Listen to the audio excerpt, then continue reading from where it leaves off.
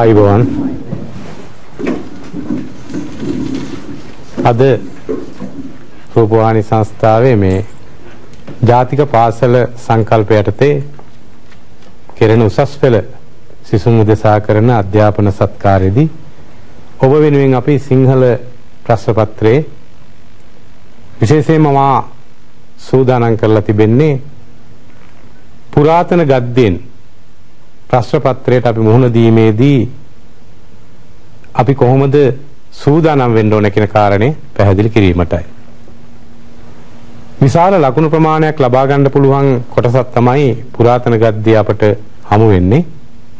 ඒ නිසා බොහෝ විට අපිට වෙනත් පොත් හා සංසන්දනය කරද්දී මෙතනදී සිසුන්ට ඒ ලකුණු වැඩි ප්‍රමාණයක් ලබා ගන්න පුළුවන් අවස්ථා උදා කිරීම තමයි අපගේ මෙතනදී පරමාර්ථය.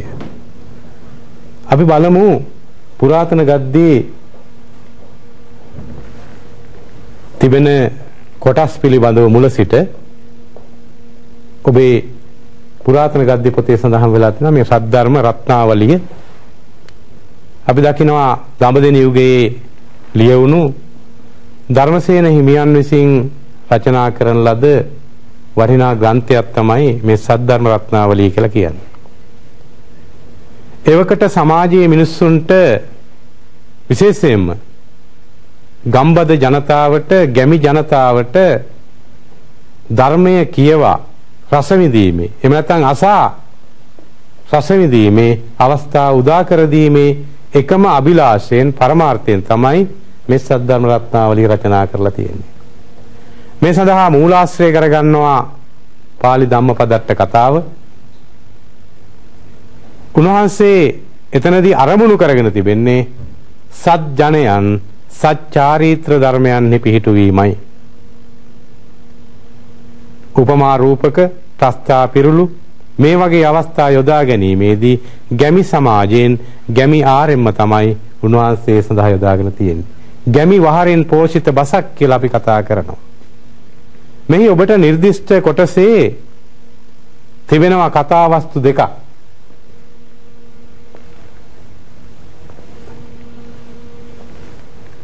පටාචාරා වහන්දෑගේ කතා වස්තුව. දැන් මේකේ ආරම්භයේම කියලා තිනවා අපි කතන්දරයක් කියනකොට සාමාන්‍ය ගැමි වහරෙත් ඒක ආරම්භ කරන කතන්දරේ ආරම්භ කරන විදිහක් තියෙනවා. කතන්දරේ අවසන් කරනකොට එහි අවසානයත් අර මුල සමග සම්බන්ධ කරලායි අවසන් කරන්නේ. භික්ෂුන් වහන්සේ නමක් ධර්ම දේශනා කරනකොට ධර්ම දේශනාව ආරම්භයේම එහි මුඛ්‍යාර්ථය දේශනා කරනවා, අවසානයේත් ඒ පිළිබඳ මතක් කරලා තමයි තිබෙන්නේ. මේ සද්ධර්ම රත්නාවලියේදීද ඒක දේ කරනවා. පින්කල උන්ට පවා අකුසල කර්ම වලින් මිදීමට නොහැකිය කියන කාරණේ පැහැදිලි කරලා තියෙනවා. ඒවා ඉඩ ලද විට ජීවිතවලට විපත්ගෙන දෙයි. පටාචාරා වහන්දෑගේ වස්තුව බුදුදහමේ තියෙන සුවිශේෂම කාරණේ අපට මෙහිදී පැහැදිලි වෙනවා. ආචාර ධර්ම බිඳු නිසා පටාචාරා කියලා කියනවා. එයාම තමයි ආචාර ධර්ම රකින්නේ අවසානයේට. බුදුන් වහන්සේ තමයි මේ නම තබන්නේ අයට, මේ තරුණියට. බුදුදහමේ සුවිශේෂත්වය පෞකාරයා බැහැර කිරීම නෙවෙයි, පව බැහැර කිරීමයි. ඔබ විශේෂයෙන් අවධානය යොමු කරන්න ඕනේ. මේ වගේ කතා ඔබේ අවධානයට යොමු කරනකොට, මේවා කියවනකොට, රස විඳිනකොට අපිට ඒ තුලින් ගත හැකි පරමාදර්ශය එක තමයි අපි සමාජයේ ජීවත් වෙනකොට කරන්නත් ඕන එක තමයි. අධ්‍යාපනය කියන්නේ අපි ජීවිතයේදී ප්‍රායෝගිකව ක්‍රියාත්මක කළ යුතු ඉතාමත්ම වටිනා දෙයක්. ඇය ආචාර ධර්ම බිඳගෙන බුදුන් වහන්සේ ළඟට එනවා. අපි හිතමු බැරි වෙලාවත් බුදුන් වහන්සේ ඇයට හමු නුණා නම් කුමක් වේවිද? ජීවිත කාලය පුරාවටම ඊටමත් කිලුටු වස්ත්‍ර අඳිමින්, මිනිසුන්ගේ ගල් මුල් ප්‍රහාරවලට ලක් වෙමින්, කුණු ගොඩවල් අවුස්සමින්, ඉඳුල් කමින් මහ පුදුම ජරා ජීර්ණ ජීවිතයක් ගත කරන්නට වෙයි. ඇගේ කර්ම ශක්තියට අනුව, ඇගේ දෛවයට අනුව බුදුන් වහන්සේ හමු වෙනවා. ඒ ආචාර ධර්ම බිඳපු කෙනාම තමයි විනයධාරීන් අතර අග්‍රස්ථානයටපත් වෙන්නේ. අන්න ඒක ආකාරණේ මෙතනදී මතු කරනවා. අපිට හමු වෙනවා එහි තවත් කතා වස්තුවක්. මච්චරිය කෝසිය සිතානන්ගේ වස්තුව. මෙතනදී කියන්නේ මසුරුකම නැමැති මිනිස් දුබලතාවය සානුකම්පිකව සොයා බැලීමයි. මච්චරිය කෝසිය සිටුතුමාගේ කතාවේ ඉල්ලිස් සිටුතුමාගේ ආශාව හා ඒ අවස්ථාවේදී බිරිඳ කටයුතු කරපු ආකාරය කෙතරම් උචිතද? ඔව් දැන් පුතාලා මේ කතා තුල සැබෑ ලෙස සිටින බව මා මේ ආරම්භ කරනකොටම ඒ විදිහේ ප්‍රශ්නයක් නැගීමෙන් පැහැදිලි වෙනවා. දැන් මච්චරිය කෝසිය සිතානන්ගේ සිතුවිලි මොකද්ද? මච්චරිය කෝසිය සිතානන් සිතුනේ මොකද්ද? ඇතිවෙච්ච ආසාව. ඔව් ඔව් ඒ පොතේ තියෙන විදිහට ඔහුට තවත් කෙනෙක් අපි සරල භාෂාවෙන් කියවොත් තවත් කෙනෙක් කුසගින්නට පැණි රස කෑමක් කනවා දැකලා මේක කෑමේ ආසාවක් ඇති වෙන්නේ. දැන් මේ පුතා අහනවා ඒ ආසාවේ සහ ඔහුගේ බිරිඳ ක්‍රියා කරපු ආකාරය පිළිබඳව කොහොමද කියන්නේ කියන එක. දැන් අපි ඔතන ਵਿਚාරය කරනකොට ජාතක කතා හෝ සද්ධර්ම රත්නාවලිය හෝ සද්ධර්මාලංකාරය හෝ විචාර කලාවේදී අපි සමහරු කැමති නෑ අකමැති ටිකක් මේ කෙලින් ਵਿਚාරය කරන්නට. මොකද මේක ආගම ධර්මය හා සම්බන්ධ දෙයක් නිසා. හැබැයි අපි විචාර කලාවේදී ඒක සාහිත්‍යයක්. මේක සාහිත්‍ය අපේ සාහිත්‍ය කියන එක මනසට අරගෙන තමයි ਵਿਚාරය කරන්න ඕනේ. අපි මෙතන බලමු පොඩ්ඩක්. දැන් මොහුගේ ආශාවේ ඇති සාධාරණත්වය මොකක්ද කියලා හිතනවා. සාමාන්‍ය පිරිමි කෙනෙකුට කෙනෙක් කැවුම් ගෙඩියක් කනවා දැකලා පැණි රස දෙයක් කනවා දැකලා මේක කණ්ඩ ඔය විදියට ආශාව ඇඟ සුදුමැලි වෙනකන් ආශාව වෙනවාද කියන ගැටලුවක් එක පැත්තකදී අපිට තියෙනවා. වෙනත් දේවල් ගැන පිරිමියෙකුට හිතන ආශාවන් තියෙනවා. කාන්තාවක් ගැන ගත්තොත් ටිකක් අපිට මේක විශ්වාස නොකරනව නෙවෙයි. ඒක ගැන වෙනම මම කතා කරනවා. එතකොට ඒ ආශාව ගැන අපිට අන්න එතනදී හිතන්න වෙනවා. ඒක තමයි එතනදී මම හිතන්නේ ඔබ අදහස් කරන්න ඇත්තේ. බිරිඳ ක්‍රියා කරපු ආකාරය. බිරිඳ එක විටම කියනවා මේක බොහොම අමාරුවෙන් අහගන්නේ අර රළු දෙයක් ගිලීමට අපහසුයෙන් ගිලින්නාසේ තමාගේ හිතේ තියෙන ආශාව එළියට දාන්නේ. බිරිඳ ක්‍රියා කරන ආකාරය බලන්න. ඇය අහනවා ඉස්සෙල්ලාම ස්වාමීනි ඕකත් මහ ලොකු වැඩක්ද? ඔබතුමාට මෙච්චර ධනෙ තියෙනවා. අපි නගරෙම අයට දානේ මේ කැවුම් වෙල දෙමුකෝ. ඊළඟට ඒකට විරුද්ධ වෙනවා ඔහු. වීදියේ අයට දෙමු කියනවා. තමන්ගේ මාලිගාවේ සිටින අයට දෙමු කියලා කියනවා. දරුවන්ටයි ඔබ වහන්සේටයි මටයි කියලා කියනවා. ඒ සියලු දේවල්ට අකමැති වෙනවා. අවසානයේ කියනවා ඔබ වහන්සේටයි මටයි මේ කෑම ටික දෙමු.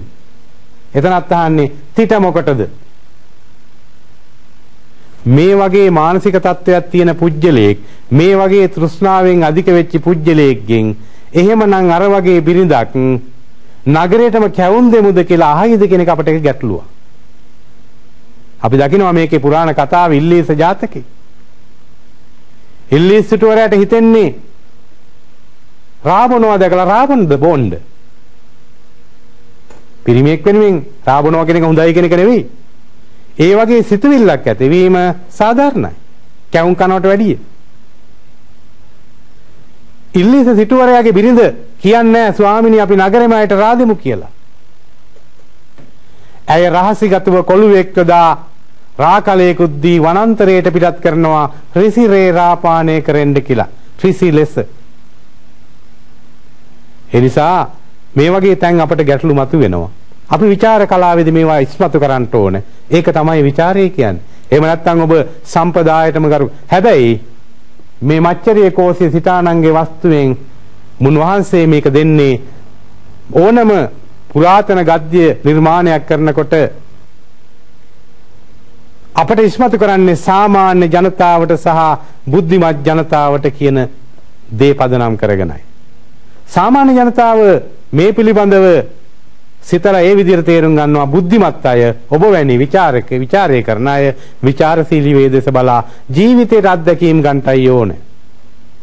එතකොට එහෙමනම් මේ සද්ධර්ම අලංකාර සද්ධර්ම රත්නාවලියෙන් අපිට මේ වගේ වටිනා කතා වස්තු දෙකක් ඔබට විභාග ප්‍රශ්න පත්‍රයට එනවා.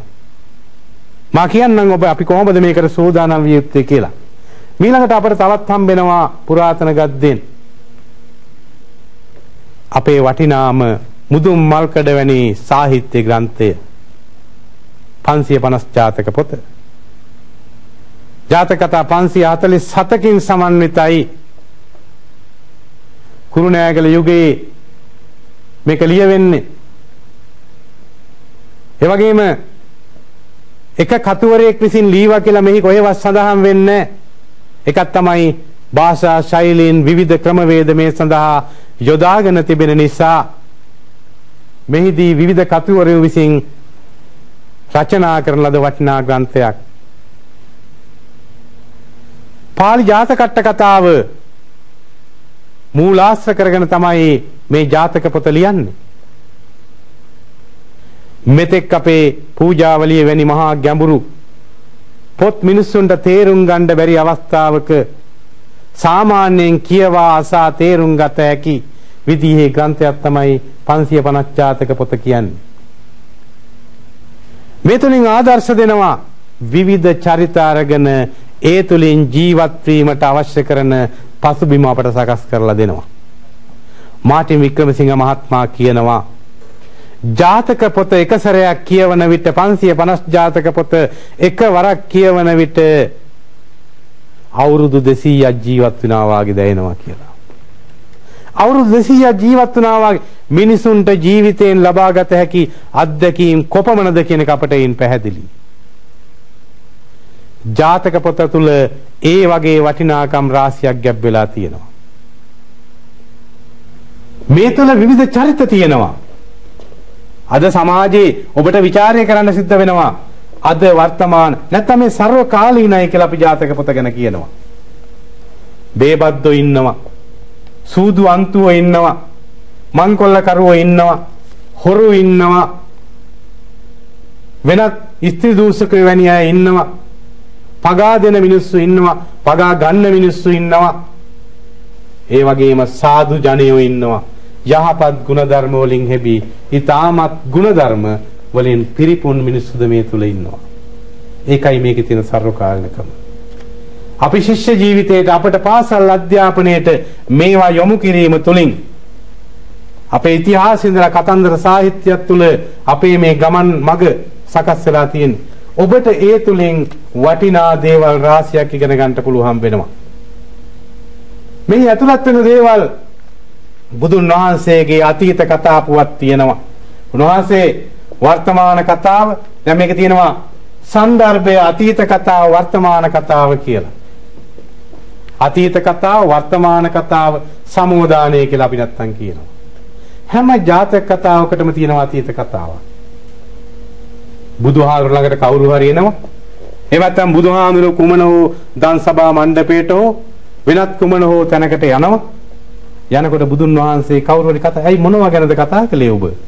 ස්වාමීනි අහවල් කෙනා ගැන. උන්වහන්සේ දේශනා කරනවා එයා මෙහෙමයි. අපිට කියලා දෙන්න ස්වාමීනි මෙන්න මේ අතීත කතාවක් තියෙනවා. එහෙමනම් වර්තමාන කතාවකුත් තියෙනවා. සමෝදානය කියනවා පූර්වාපර සංදි ගැලපීම කියලායි අපි කතා කරන්නේ. එකල්ලි ඒ අකීකරු භික්ෂුව නම් මේ දේවදත්ත තෙරුන්මය එකල්ලි ඔහුට අවවාද දුන් පඬිවරයා නම් බුදු මම්ම මේ දෙයි වදාළසේක. මේ විදිහයි මේ ජාතක කතා නිමවලා තියෙන්නේ. ජාතක කතා කියන එක අපේ සමාජේ නැතුවම බැරි අංගයක්. බණමඩුවට ගියාම බණමඩුවෙන් ජාතක කතාව තියෙනවා. විහාරයට ගියාම විහාරේ සිතුවම් වල ජාතක කතාව තියෙන්නේ. තොරණ ඉදි කරනකොට තොරණේ තියෙන ජාතක කතාවක්. නේද? එතකොට විරුදු බණ, කවි බණ අපේ සමාජයේ තියෙන මේ හැම දෙයක්ම ජාතක ඕනම ධර්ම දේශනාවකදී ජාතක කතාවක් ස්වාමින් වහන්සේලා දා ගන්නවා.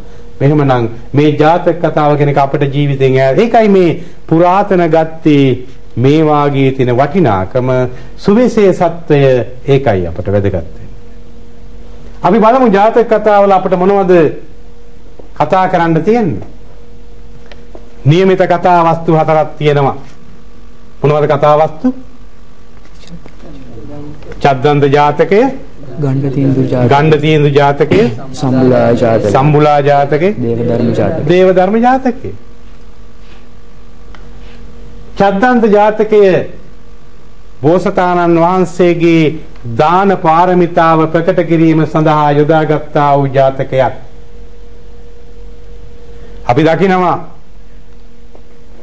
චද්දන්ත ඇතෙක්ව සිටිද්දී චුල්ල සුභද්‍රා සහ මහා සුභද්‍රා කියන තමන්ගේ බිරින්දෑවරු ඒ ඇතින්න දෙදෙන සමග ජීවත් වෙනකොට චුල්ල සුභද්‍රා ඊතා සුළු දෙයකින් අමනාපයටපත් වෙලා වෛර බඳිනවා. මේකට කියනවා මොකද්ද? සපත්නී රෝෂය. මේක භයානක දෙයක්. ඔය ඊර්ෂ්‍යා අතරින් ගැඹුරුම ඊර්ෂ්‍යාව තමයි ලිංගික ඊර්ෂ්‍යාව කියලා කියන්නේ. ඇයට ඇති වෙන්නේ ඒකයි. මහා සුභද්‍රාට සලකනවා වැඩි, මට සලකන්නේ නැහැ කියලා. ඇය කොච්චර මේක හිතට ගත්තද? ඇය ගොදුරු නොගෙන ප්‍රාර්ථනා කරනවා මම බරණැස් රජුරුවන්ගේ බිසව වෙලා මේ ඇතා මරලා දල දෙක කපා ගන්නවා. බලන්න සැකය කියන දේ නැත්තම් වැරදි අවබෝධය කියන දේ අපි තුලට ගොඩ නැගුණාම මොනතරම් භයානක ප්‍රතිඵල දෙවෙන්නේ. ඇගේ ප්‍රාර්ථනාව අනුව ඒ විදිහට මේ ජීවිතය ඇය සංසාරේ ගත කරලා බෝසතුන්ගෙන් පරිගන්නවා. අපි දකිනවා සෝනුත්තර නම් ඒ වැදි රජා එවලා ඇත් රජුට විදලා ඊටාම හදවත පාටක හදවත කම්පණයටපත් කරන විදිහට ජාතක කතා කරුවා මේක වර්ණනා කරලා තියෙනවා, විග්‍රහ කරලා තියෙනවා. අපි මේ පිළිබඳව අධ්‍යයනය කරන්න ඕන උසස් පෙළ විභාග ලිවීමේදී ඊටාමත් වටිනා ජාතක කතාවක්. දෙවනව අපිට එනවා ගණ්ඩ තීන්දු ජාතකය. දසරාය ධර්මයෙන් රාජ්‍ය පාලනය කිරීමේ වටිනාකම. ඡන්දයෙන් නගතියට යෑමේ ප්‍රතිඵල තමයි මේකෙන් කියන්නේ. හරි වටිනවා මේක. වර්තමානයේ අපේ ලෝකයට අපේ සමාජයට කියවිය යුතුම දේශනා කළ යුතුම ඔවුන් අවබෝධ කරගත යුතුම ජාතක කතාවක් තමයි ගණ්ඩ තීන්දු ජාතකය. ඡන්දයෙන් නගතියට ගියාම රජු අධාර්මික වෙනවා. රජුන් අදමිටුවත් ගති මැති දෝද එපාවත් දැක උන්ගේ පුවත් බමුණු ගහපති යෝදේ ගනිත්. රජුරු අධාර්මික වුණාම මැති ඇමතිවරුත් අධාර්මික වෙනවා. ඔවුන්ගේ පුවත් දැක්කාම බමුණු ගහපතියෝ සාමාන්‍ය ජනතාවද මේවා ගන්නවා. එවිට සමස්ත සමාජයෙන් පිරිහෙනවා. මෙන්න මේ වගේ භයානක ප්‍රතිඵලගෙන දෙයක් තමයි ඡන්දයෙන් නගතියට වියාම. අපි දකිනවා ඡන්දේ නිසා ඡන්දේ කියන්නේ මොකක්ද? කැමැත්ත. කැමැත්ත නිසා මොනතරම් අපරාධ සමාජයේ වෙනවද? එතකොට ජාතක අපි කිව්වා සර්වකාලීනයි. බලන්න මේ තත්කාලීන අපේ මේ සමාජයට මොනතරම් වැදගත් වෙනවද? අපට අයිතියක් නැහැ අපේ කැමැත්ත අනුව හැම දෙයක්ම කරන්න. සීමාවක් තියෙනවා. අගතියනවා කියන්නේ අන්තයට යනවා. නේද? එතකොට සතර අගතියෙන් එකක් ඡන්දය. ඡන්දා දෝසා බය මෝහ කියලා අපි කියන්නේ. එතකොට ඒකෙන් භයානකම දේ ඡන්දය නිසා තමයි අර හැම දෙයකමපත් වෙන්නේ. ද්වේෂය අපි තුල හටගන්නේ ඡන්දය නිසා. බිය හටගන්නේ ඒ නිසා. මුලා වෙන්නේ අපි ඒ නිසා, මෝඩ වෙන්නේ. ඒ නිසා ජීවිතේට ඊටමත් වටිනාකම් රාශියක් දෙන එකක් තමයි ගණ්ඩ තීන්දු ජාතකය කියලා කියන්නේ. තුන්වෙනි කතාව සම්බුලා ජාතකය. සොකීය තමන්ගේ ස්වාමියා කුල දේවතාව කොට සැලකූ එක්තරා ස්ත්‍රියක් පිළිබඳව කියවෙන කතාවක්. අපි දකිනවා ජාතක පොතේ බොහෝ කතා තියෙන්නේ බොහෝ කතාවල එදා බ්‍රාහ්මණයන් විසින් ස්ත්‍රිය පහත් කොට සැලකූ අවස්ථාවන් පිළිබඳ කියවෙන කතා තියෙනවා. එතකොට ඒ කතා අතරින් අපි දකිනවා අර සත්තුබත්ත ජාතකය. තව අන්ධ භූත ජාතකය. එතකොට මේ වගේ සබ්බා නදී වංක ගත්තා සබ්බේ කට්ටමයාවන සබ්බිත්‍යෝ කරේ පාපං ලබ්මානා නිවාතකි. හැම ගංගාවක්ම ඇදට ගලනවා. හැම වනයක්ම කටුලැහැබින් යුක්තයි. හැම ස්ත්‍රියක්ම පව් කරන සුළුයි ඉඩ ලැබුණු වෙලාවට. මේක තමයි බමුණු මතය. හැබැයි ජාතක කතා කරුවා ඒ වගේ කතා තුලින් ඒ කතා දක්වලා ඇගේ ගුණාංග ඉස්මතු කිරීමට උත්සාහ කරලා තියෙනවා. අපිට වීමෙන් යම් යම් පුරුෂාර්ථ සාධනය වෙනවා. උසස් ගුණධර්ම අපි තුල ඇති වෙනවා. අපි ඕනෑම කතාවක් කියවලා අපි තුල ඇති වෙන්නේ පහත් ආකල්පයක් නම් ඒක නෙවෙයි වෙන්න ඕනේ. සම්බුලා ජාතකයේ සම්බුලාව තමන්ගේ ජීවිතේ කැප කරලා සොත්තිසෙන් රජුරොත් එක්ක කැලේට යනවා. කැලේට ගිහිල්ලා රජුරවන්ට සියලු උපස්ථාන කරලා ඇයට එතනදිත් අර යක්ෂයෙක්ගෙන් මහත් වූ කරදර වෙන්න සූදානම් වෙනවා. එතනින්ද ගැලවිලා සක්‍ර දෙවියන්ගේ ආනුභාවයෙන් ඇය ගැලවිලා ඇවිල්ලා සත්‍යක්‍රියා බලයෙන් පතිවෘතා ධර්මයේ මේක තමයි ජාතක කතා කරට කියන්න අවශ්‍ය උනේ. පතිවෘතා ධර්මයේ සත්‍යක්‍රියා බලයෙන් රජු සුවපත් කරගෙන නගරයට එනවා. එහෙම ඇවිල්ලා සොත්තිසෙන් රජුර මොකද කරන්නේ? අමතක කරනවානේ. මෙතන කිසිම හේතුවක් නිසා කියන්නේ Taman සුවපත් වෙලා ආපුවාම ඒ බිරිඳ අමතක කර තවත් කෙනෙක් එක්ක යා යුතුය ගියාට කමක් නැහැ කියන හැඟීමක් අපි තුල රෝපණය වෙන්නේ නැහැ. ඒක ඉහළ පුරුෂාර්ථයක් නෙමෙයි. ඒ නිසා එයින් අවසානයේ පිය රජුගේ උපදෙස් මත ඇය රාජ්‍යත්වයේ පිහිටාගෙන ඇගේ උපදෙස් මත තමයි ජීව මේ ස්ත්‍රිය පිළිබඳව මනා විවරණයක් කරමින් බුදුදහමෙන් ඇගේ නිදහස උපරිම ආරක්ෂා කළා. ජාතක කතා කරුවා දේදී සම්බුලා ජාතකයේ තුලින් ඊටමත් මොහොතින් ඉෂ්ට කරලා තියෙනවා. ඒකයි එහි තියෙන වැදගත්කම. දේවධර්ම ජාතකය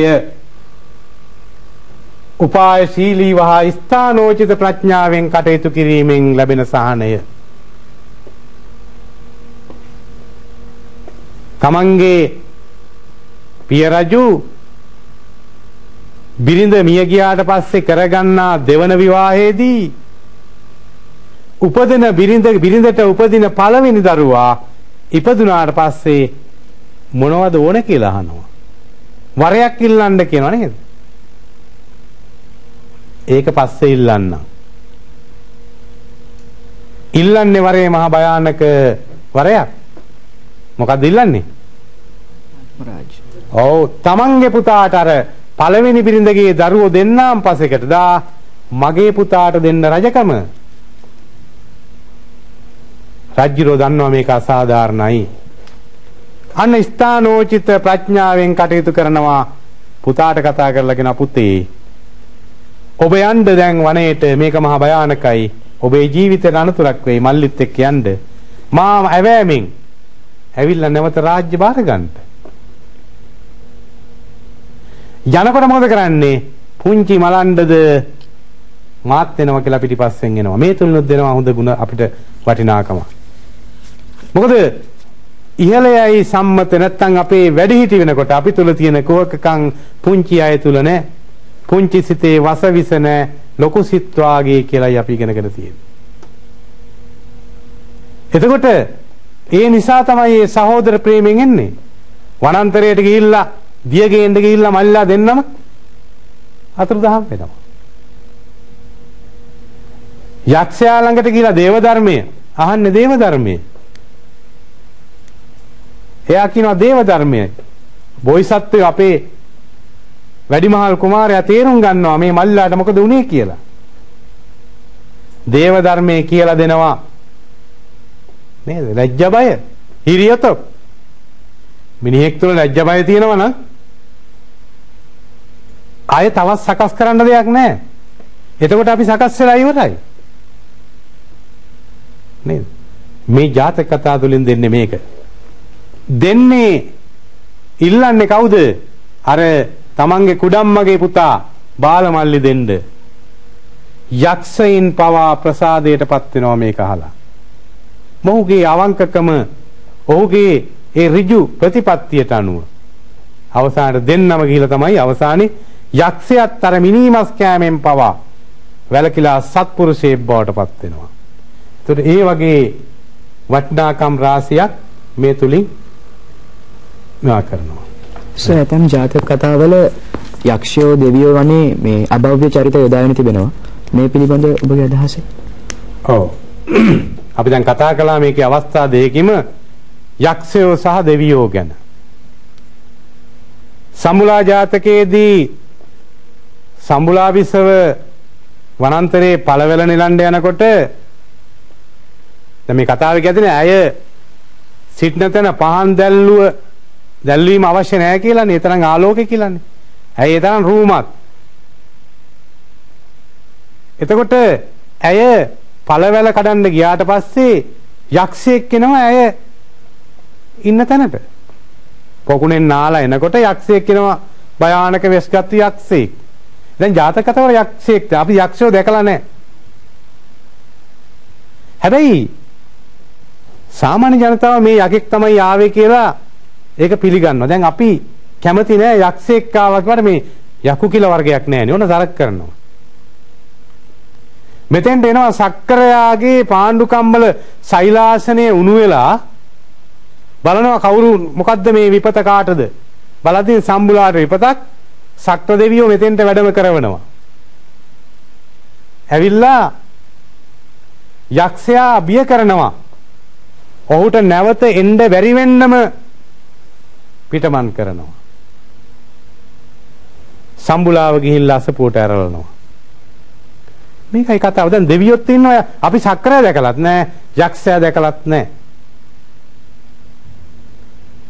හැබැයි අපිට මෙහෙම හිතන්න අපි ਵਿਚාරය කරනකොට යම් කිසි ස්ත්‍රියක් කොහේ හෝ තනි වෙලා අසරණව ඉන්න වෙලාවක කවුරු හරි මිනිහෙක් ඇවිල්ලා ඇයට අතවර කළොත්, හිංසා කළොත්, කරදර බලහත්කාරකම් කරන්න ගියොත් ඌ යකා.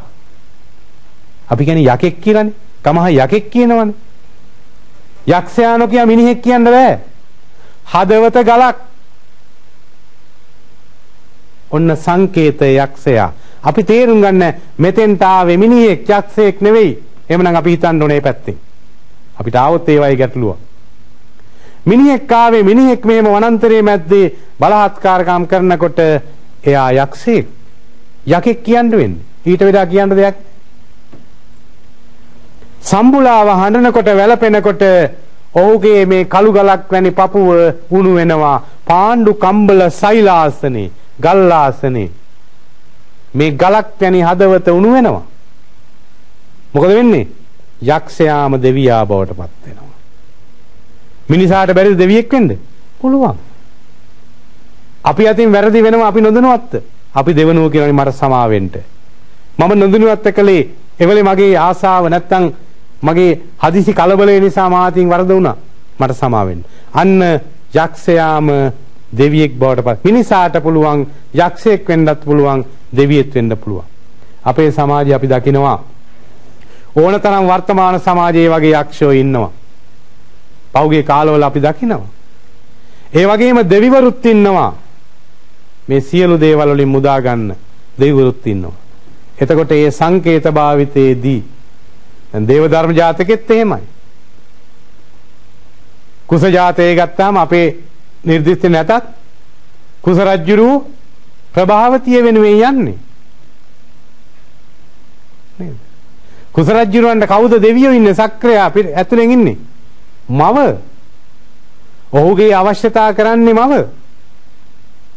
පිහිට වෙන්නේ. එහෙමනම් ඒ වගේ සංකේත යෙදීම ජාතක කතා කරුවා හිතා මතාම සාමාන්‍ය ජනතාව වෙනු මෙය සාමාන්‍ය ජනතාවට සහ බුද්ධි ජනතාවගේ බුද්ධි වර්ධනය සඳහායි සාමාන්‍ය ජනතාවගේ පහන් සංවේගයේ පිණිසයි මේවා යොදන්නේ කියලා කතා කරන්නේ. ඒ නිසා අපි මේ වගේ ගැටලු අවස්ථාවලදී එහෙම බුද්ධිමත්ව හිතන්න ඕනේ, ਵਿਚාරය කරන්න. මෙන්න මේ විදිහට ජාතක පොතෙන් අපට හම්බෙනවා පුරාතන ගද්දි. ඊළඟට අපිට තවත් තියෙනවා පුරාතන ගද්දි සද්ධර්මාලංකාරය. ගම්පල යුගයේ කියන්නේ අපේ හොඳ සාහිත්‍ය යුගයක්. සංදේශ කාව්‍ය ගැන ගත්තත් වෙනත් නිර්මාණ ගත්තත් ඒ අතර වටිනාම සාහිත්‍යයක් තමයි 14 වෙනි සතවර්ෂයේ ගම්පල යුගයේ ලියවුණු මේ සද්ධර්මාලංකාරය. කවුද කතුවරයා? ඔව්, ධර්මකීර්ති හිමියෝ. විජයබාහු දේවරක්කිත හිමියන් හෙවත් ධර්මකීර්ති සංඝරාජානන් වහන්සේ ගඩලාදෙණිය විහාරස්ථානයේ වැඩ විසු. රසවාහිනී කියන පාලි ග්‍රන්ථයේ මූලාශ්‍ර කරගෙන මේකේ අන්තර්ගතයේ කතා වස්තු 24ක් තියෙනවා. ලක්දිව කතා 12යි, දඹදිව ජම්බුද්දීප කතා 12යි වශයෙන් කතා වස්තු 24ක් තියෙනවා. එතකොට මේ ජනප්‍රිය දේශනා රීතිය අපි අර සද්ධර්ම රත්නාවලිය කතා කළා වාගේ ජනප්‍රිය දේශනා ශෛලියක් යොදාගෙන තමයි මේ කතා ලියලා තියෙන්නේ. අපිට තියෙන්නේ ලංකාවේ මේ ශ්‍රී ලංකාව හා සම්බන්ධ තියෙන කතා වස්තු දෙකක් තමයි මේ තුල. ශාලිය රාජ වස්තුව, අරණ්‍යක අබේ ස්ථවිර වස්තුව. ශාලිය රාජ වස්තුවෙන් කියන්නේ මොකද්ද?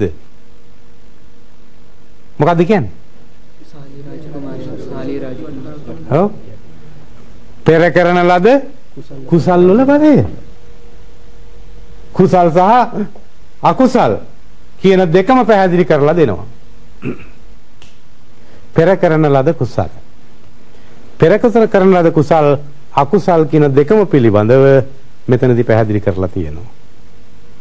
ශාලිය කුමාරයා තමන් කරපු කුසල් නිසා අනුරාධපුරයේ දුටුගැමුණු රජුරුවන්ගේ පුතා වෙලා උපදින්නේ. ඔහු මේ ආත්ම භාවයේත් දන් දීමට ලැබෙන දේ දේව දීමට තමයි උත්සාහ කරන්නේ. අශෝකමාලාවත් අන්තිම ආත්ම භාවය වෙනකොට ඊ타ත්ම රූමත්ව, ඊ타ත්ම බුද්ධිමත්ව, හැබැයි පහත් දුප්පත් පහත් කුලයක උපදින්නේ.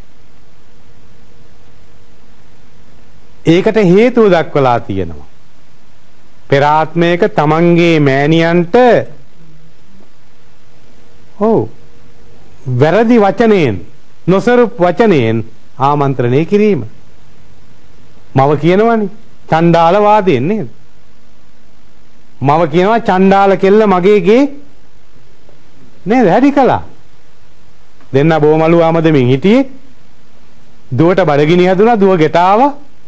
කැඳ බත් තිබුණා, මේව අරගෙන ඉතින් දැන් කැඳ බීවා.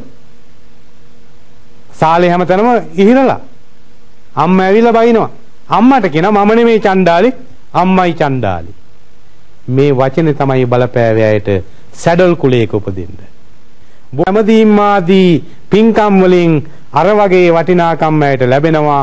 මවට චණ්ඩාල වාදයෙන් බැනීමෙන් අර වගේ පහත් කුලයක උපදිනවා. අපිට මේකෙන් ගන්න තියෙන ලොකු පුරුෂාර්ථ ජීවිතේට ගත හැකි දේ අපි බොහෝ නොතකන දේවල්, සුලියයි තකන දේවල් වල ආනිසංස විශාලයි. ඒ වගේම සුලියයි කියා දෙමව්පියන්ගේ හිත් රිද්දීම් වැනි දේවල්, ගුරුවරුන්ගේ සිත් රිද්දීල් වැනි දේවල් කරනකොට ඒක විපාකත් මහත් විශාලයි. මේක තමයි මේ තුලින් ගත යුත්තේ. අරඤ්‍යක අබේ ස්ථවිර වස්තුව සතුරාට උවද මෛත්‍රිය කිරීමෙන් යහපත් ප්‍රතිඵල උදා කරගන්න පුළුවන්. සොර දෙටුවා භික්ෂූන් වහන්සේගේ සතු සියලු දේවල් මා කතන්දරේ දීර්ඝව කියන්න යන්නේ. ඔබට තේරෙනවා? සියලු දේවල් සොරා ගන්නා විට උන්වහන්සේ නිහඬව ජීවිතය ගත කරනවා. උන්වහන්සේ සත්කාර කරන උපාසකයා මේ දැනගෙන සොරා අල්ලගෙන මිනිහෙකට තියලා බඳිනවා. බැන්දට පස්සේ ඔහු මිනිහත් පිටේ බැඳගෙන හැම තැනම යනවා ඔහුට උදව් කරන්නේ නැහැ කවුරුත්. මොකද ගම බියවත් වෙලා තිබුණේ වෙනකොට. ඔහුගේ බිරිඳවත් දොර අරින්නේ පන්සලට යන්නේ. හාමුදුරුවෝ මේ මිනිහ ඉවත් කරලා ඔහු නාවලා පිරිසුදු කරලා අවසානයේ පැවිදි බවත් ලබා දෙනවා. මෙන්න මේක තමයි බුදුදහමේ සුවිශේෂත්වය. බුදුදහමෙන් කිසිම විටක අපි මුලින් කතා කළ විදිහට පව්කාරයා නෙවෙයි පවයි පාපයයි බැහැර කරන්නේ. පව්කාරයෝ බැහැර කරන්න ගියා නම් බුදුහාමුදුරන්ට සමාජේ ගන්න කෙනෙක් නැහැ. සියලුම දෙනා බැහැර කරන්නයි වෙන්නේ. පාපය බැහැර කරපු නිසා ඔහු යහපත් පුජ්‍යලේ බවට පත් වුණා. මා මේ විදිහට ඊටාම කෙටියෙන් සරලව පුරාතන ගද්දේ ඔබට තියෙන කොටස් ටික ගැන දල හැඳින්වීමක් කළේ. අපි බලමු ඊළඟට ප්‍රශ්න පත්‍රයෙන් කොයි විදිහටද අපට මුහුණ දෙන්න පුළුවන්. රසවින්දනයේදී ඔබ සැලකිලිමත් යුතු දෑ අපි කෙටියෙන් සටහන් කරලා තියෙනවා. කතා රසය ඉස්මතු කරලා දක්වන්න ඕනේ. සාර ධර්ම හා සර්වකාලීන උපදේශ, යොදාගත් බස රචනා ශෛලිය, උචිත අවස්ථාවලදී අවස්ථා හා පරිසර නිරූපණය, ජීවන දෘෂ්ටිය මේවා කතා තුලින් අපට ලබා දෙනවා. උසස් පෙළ සිංහල ප්‍රශ්න පත්‍රයට අපි කොහොමද මුහුණ දෙන්න ඕන කියන එක බලන්න ඕනේ. පළවෙනි ප්‍රශ්න පත්‍රයේ ප්‍රශ්න 8කින් සමන්විතයි. පළවෙනි ප්‍රශ්නය අනිවාර්යයි. ඒක ඇතුළු ප්‍රශ්න 5කටයි ඔබ උත්තර ලිය යුත්තේ. මා විශේෂයෙන් අවධානය යොමු කරන්නේ පළවෙනි ප්‍රශ්නයේ මේ කොටස් 5කින් යුක්ත අයන්න ආයන්න යන්න කියන කොටස් වලින් පළවෙනි එක අවබෝධයේ ලකුණු 4 බැගින් ප්‍රශ්න 4යි ලකුණු 16ක් හම්බෙනවා. අවස්ථා සම්බන්ධව ලකුණු 8ක් දෙනවා. රසාස්වාදයට ලකුණු 16යි ලකුණු 40ක් හම්බෙනවා පළවෙනි ප්‍රශ්නෙන්. ප්‍රශ්න 2 සිට 8 දක්වා ප්‍රශ්නවලට ඔබට අදාළ නිර්දිෂ්ට ග්‍රන්ථ ඇසුරින් සකස් කිරුණු ප්‍රශ්න තිබෙනවා. එයින් 4කට ඔබ උත්තර ලිය යුතුයි. එක් ප්‍රශ්නයකට ලකුණු 15 බැගින් ලකුණු 60ක් හම්බෙනවා. මුළු ප්‍රශ්න පත්‍රයේටම ලකුණු 100යි. අපි බලන්න දැන් ඔබ තේරුම් ගන්න පුරාතන ගද්‍ය ප්‍රශ්න පත්‍රයෙන් අපිට කොහොමද ලකුණු පහසුවෙන් ලං කර ගන්න ඕනේ. අනිත් පොත් අභිබවා අපි මේ ලකුණු තිය ගන්න උත්සාහ කරන්න ඕනේ.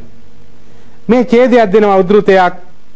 උද්ෘතේ කියවලා ඔබ අහන ප්‍රශ්න 4ක් තියෙනවා. ඒ කෙටි ප්‍රශ්න 4ට කෙටි ප්‍රශ්න පිළිතුරු 4ක් දිය යුතුයි. ලකුණු 4ක් දෙනවා ජාතක කතාව තුලින් ඔන්න අහනවා එක ඡේදයක්. දෙවනි ඡේදය දෙනවා සද්ධර්ම රත්නාවලින් ඒකාකාරයෙන්ම. ඒ විදිහටම ප්‍රශ්න 4ක් අහනවා. ඒ ප්‍රශ්න 4 අහලා ලකුණු 4ක් හම්බෙනවා. සද්ධර්ම අලංකාරයෙන් ඔබට ඒ විදිහේ ඡේදයක් දීලා ඒ විදිහම කෙටි ප්‍රශ්න 4කින් ලකුණු 4යි. සංදේශයෙන් අහන්නේ කවි දෙකක් දීලා ඊළඟ ටික මේ ලකුණු 16 ඔය පළවෙනි ප්‍රශ්න පත්‍රයෙන් අපට ඒ විදිහට ළඟා කරගන්න පුළුවන්. ඊළඟ ඊ කොටසට අදාළව අවස්ථා සම්බන්ධයෙන් අපිට මේ පුරාතන ගද්දෙන් අවස්ථා සම්බන්ධ 3ක්ම අහනවා. අපිට ලියන්න තියෙන අවස්ථා සම්බන්ධ 4කට උත්තර ලකුණු 8යි දෙන්නේ. ඒකෙන් 3ක්ම අහනවා පුරාතන ගද්දෙන්. එහෙමනම් කිසි ගැටලුවක් නැතුව ඔබට හරියට අධ්‍යයනය කරා නම් ඒ ලකුණු 6 ඔබට ගන්න පුළුවන්කම තියෙනවා. ප්‍රශ්න අංක අනිත් ඒ වගේ 2 හා 3 අනිවාර්යයෙන්ම පුරාතන ගද්දෙන්මයි අහන්නේ. ලකුණු 15 විචාරාත්මක අපි ඉස්සලා කතා කරපු විදිහට විචාරාත්මක ප්‍රශ්න තියෙන්නේ. ඒක අහන්නේ පුරාතන ගද්දෙන්මයි. ඒ ලකුණු ප්‍රමාණයක් බැලුවොත් ඔන්න බලන්න පළවෙනි ප්‍රශ්නෙන් අයන්න ආයන්න යන්න සඳහා ලකුණු 12ක් එනවා. ඊයන්නේ දෙකට අවස්ථා සම්බන්ධයෙන් ලකුණු 6ක් එනවා. 2 3 විචාර ප්‍රශ්න වලට ඔබ පිළිතුරු සැපෙවුවොත් ලකුණු 30ක් එනවා. ලකුණු 48ක් ඔබට එනවා පළවෙනි ප්‍රශ්න පත්‍රයේ පුරාතන ගද්දේ. එහෙනම් ඔබ දක්ෂ වෙන්න ඕනේ. ඔබේ අවධානය යොමු කරන්න ඕනේ. පුරාතන ගද්දෙන් මෙන්න මේ ලකුණු 48 අපි කොහොමද සොරාගන්නේ? මේක කොහොමද අපි අයිති කරගන්නේ? උසස් පෙළ විභාගය කියන්නේ තීරණාත්මක විභාගයක්. එතනදී අපි කල්පනාකාරී වෙන්න ප්‍රශ්න පත්‍රය ගැන නිවැරදි අවබෝධයක් තියෙන්න ඕනේ. ඒ අවබෝධය තිබුණොත් ඔබට පුළුවන් වෙනවා මේ කාර්යය කරගන්න. ඊළඟට බලමු පුරාතන ගද්දේ මූලාකෘති ප්‍රශ්න කීපයක් අපි ඔය තියෙන. ඔබ මේ වෙනකොට ප්‍රශ්න පත්‍ර කීපයකට මුහුණ දීලා තිබෙනවා. ඔබට ළඟ විභාගයට සූදානම් වෙන්න වෙනවා. ඔබ ඒ සූදානම් වෙනකොට ඔබ මෙතෙක් කල් අධ්‍යයනය කරපු ඔබේ ගුරුවරුන්ගෙන් ගත්තු ගුරුවරකම් ඔබ පොතපතින් කියවා තියෙන දේවල් ආශ්‍රය කරන මෙන්න මේවාට පිළිතුරු දිය යුතුයි. පළවෙනි ප්‍රශ්නේ බලන්න. සද්ධර්ම රත්නාවලී කතුවරයා අනුගමනය කොට ඇත්තේ දේශීය ජනතාව වඩා සමීප බණ කතා රීතියයි. මෙම කියමන සද්ධර්ම රත්නාවලියේ නියමිත කතාවස්තු දෙකක්වත් ඇසුරු කොට නිදසුන් සහිතව විග්‍රහ කරන්න. දේශීය සම්ප්‍රදාය නේද?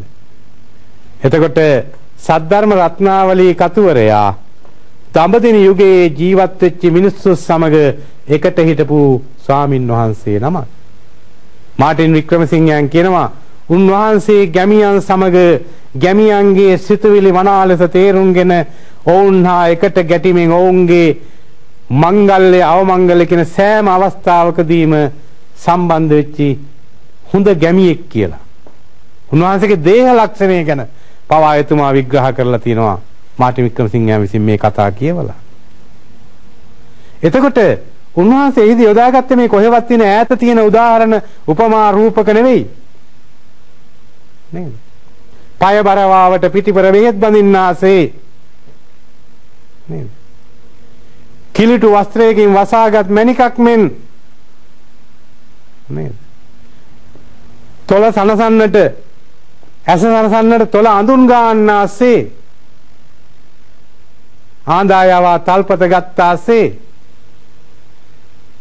පොල් ගසින් තල්පත් පතන්නාසේ මේ විදිහේ විශාල වශයෙන් උපමා රූපක දාගෙන තියෙනවා. උන්වහන්සේ එතනදී අපිට කුෂි කර්මාන්තයේ නියැලෙච්ච මිනිස්සු හිටිය බව පැහැදිලිනවා මේවා තුලින්. දීවර කර්මාන්තයේ නියැලෙච්ච මිනිස්සු ගැන කතා කරන්න පුළුවන් ඒ කාලේ සිටියාය කියන එක. ඒ වගේම රූපලාවන්‍ය සේවයේ ඇස සනසන්නට තොල අඳුන් ගන්නාසේ මේ වගේ පය බරවාවට පිටිකර බෙහෙත් වෛද්‍ය ශාස්ත්‍රයේ නියැලෙච්ච මිනිස්සු මේ ප්‍රදේශයේ හිටියා කියලා. මේ වගේ තත්කාලීන සමාජයේ විවිධ ශාස්ත්‍රවල නියැලෙච්ච මිනිස්සු හිටියා කියන කාරණේ මතු කරමින් දේශී මේ කතා අපි අපට අදාළ කතා දෙක අරගෙන මේ තුලින් මේ දේ උලුප්පවා දැක්වීම තමයි කළ යුත්තේ. ඊළඟට තියෙනවා චරිත විනවිද දුටුවන්ගේ කතා. නමින් ජාතක කතා හැඳින්වීම කොතරම් සහේතුකදයි නියමිත ජාතක කතා දෙකක්වත් ඇසුරු කොටගෙන චරිත විනිවිද දුටුවන්ගේ කතා අපි මුලින් සාකච්ඡා කළා. විනිවිද චරිත කොයි විදිහට තිබුණේ? එක එක ලක්ෂණ රාග චරිත, ද්වේෂ චරිත, මෝහ චරිත, සද්දා චරිත, විතක් චරිත, බුද්ධි චරිත මේ විවිධ චරිත මේ ජාතක කතා තුල තියෙනවා. ඔබට අදාළ ජාතක කතා හතරක් තියෙනවා. ඔබට නොපැකිලිව මේ සඳහා මේ කතා හරියට අධ්‍යයනය කළොත් ඒ තුල තියෙන දේවල් අපි ගැඹුරින් විග්‍රහයට ලක් කළොත් ඔබට මේ ප්‍රශ්නෙට උත්තර ලියලා නියමිත ලකුණු 15 ලබා ගන්නට පුළුවන්. ඊළඟට ගැමි ජීවිත අත්දැකීම් විශේෂ කොට උපමාවෙන් පිරුලෙන් රස ගන්නවා කතා කීම ධර්මසේන හිමියන්ට ආවේනික උගුණයකි. මෙම කියමන සද්ධර්ම රත්නාවලිය අපි ඉදිරියෙන් කතා කළාවයි ප්‍රශ්නය. මේ උපමා රූපකතර අපි ඒවා මතක තියාගන්න ඕනේ. කටපාඩම් කරගෙන ඉන්න ඕනේ. එහෙම ඉඳලා ඒකට පුළුවන් වෙනවා ඔබට උත්තර ලියන්න. ඊළඟ අద్భుත කතා සම්ප්‍රදායක් අනුගමනය කළද රස නිෂ්පත්තියට හානියක් නොවනසේ කතාන්දර ඉදිරිපත් කිරීම ජාතක කතා කරුවාගේ විශේෂත්වයයි. මේ පුතා ප්‍රශ්නය හා සම්බන්ධ අద్భుත කතා. සමහර කතාවල තියෙනවා ත්‍රිසංගත සත්වයන් යොදාගත්තු කතා. මේ සත්තු කතා කරනවා නේද? එතකොට අපිට මේවා අద్భుතයි. විශ්වාස කටයුතු නෑ වගේ හිතෙනවා. නමුත් එහෙම නෙවෙයි. අපිට පැහැදිලිව ඒ තුලින් ගත යුතු දේවල් බොහෝ තියෙනවා. යක්ෂයෝ කියපම අద్భుතයි. පෙරේතයෝ කියම අద్భుතයි. දෙවියෝ සක්‍රියෝ කියන අපි දැකලා නෑ. මේ නොදකපු දේවල් පිළිබඳව මේ ජාතක කතා කරුවා කියලා හැබැයි අපේ රසයට කොහෙවත් බාධා කරලා නැහැ. අපි බෞද්ධ වශයෙන් සිංහලයේ වශයෙන් සිංහල හරියට මේවා හදාරන පුජ්‍යල වශයෙන් අපි තරක කරන්නේ ඒවා බැහැර කරන්නේ අපි ගන්නෙ මේකේ තියෙන සාර ධර්මයේ විතරයි. මේන් ගත හැකි උසස් පුරුෂාර්ථය විතරයි අපි ජීවිතයට අත් කරගන්නේ. අන්න ඒ විදිහට අපට පුළුවන් මේ වගේ පිළිතුරු දීමේදී කරන්නට. ඒ නිසා අපි අද දින ඔබ වෙනුවෙන් මේ කරපු සිංහල ප්‍රශ්න පත්‍රයේ පළවෙනි ප්‍රශ්න පත්‍රය ලිවීමේදී ඔබ විශේෂ අවධානයක් යොමු කළ යුතුයි. ඒ විශේෂ අවධානය යොමු කරලා අපි මේ කතා කරපු විදිහට පුරාතන ගද්දට අදාළ සද්ධර්ම රත්නාවලිය, ජාතක කතා පොත, සද්ධර්මාලංකාරය කියන මේ සියලු පුරාතන ග්‍රන්ථ තුලින් එන කතා වස්තුන් තුලින් එන ඡේදවලට ලිවීමේදී, අවස්ථා සම්බන්ධ ලිවීමේදී, විචාරාත්මක ප්‍රශ්න ලිවීමේදී අපි මේ සාකච්ඡා කළ විදිහට ඔබේ අවධානය යොමු කර උසස් ලෙස ප්‍රතිඵල ලබා ගැනීම සඳහා ක්‍රියා කළ යුතුයි. ඒ සඳහා ඔබට ශක්තිය ධෛර්යය ලැබේවායි කියලා අපි ප්‍රාර්ථනා කරමින් අදට નિયમિત පළවෙනි පාඩම අපි මෙතනදී අවසන් කරනවා.